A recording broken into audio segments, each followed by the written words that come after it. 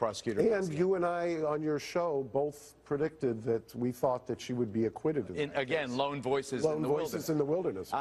In this situation, I think the same. I think that I don't know if you start imposing the death penalty on every run-of-the-mill domestic violence homicide, the death chambers of America would be 10 times more stuffed than they are. I can't tell you the number of judges who say to me, you know, they'll see you do a show or a comment on something and then say, I don't understand why these cases in these other jurisdictions get charged as death penalty, because we have this kind of stuff going through our courtrooms and it's routinely pled or at least filed as a first degree and then pled down to a manslaughter or a second degree, most of the times a second degree murder. And so when you do this kind of overcharging of the death penalty, I think that what that does in this case is exactly what you said. I think it forces a jury to say, we're not going to put her to death. Now, I don't want to be inconsistent or appear inconsistent. Now, your client, Scott Peterson, the death penalty didn't surprise me because the victim was pregnant.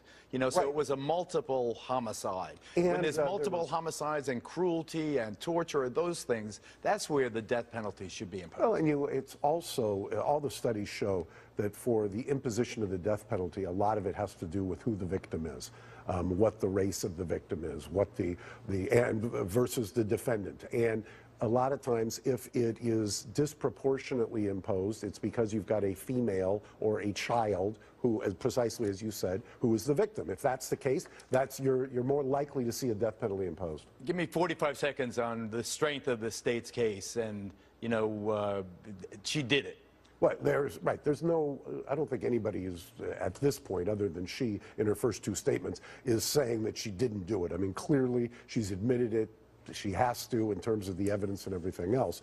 What they're trying to say, and I don't think that this guy is going to be arguing for an acquittal at the end, but I think very likely he could get somebody to hang this case, and hang it not necessarily between not guilty and guilt, but not guilty on a first degree, maybe guilty of a lesser, and they can't decide. I've had that happen a lot of times in murder cases where it's between a second and a manslaughter or a manslaughter and involved. Right. They hang on the they hang on the lessers. You could find that. I gotta go. Mark Geragos, the book with Pat Harris.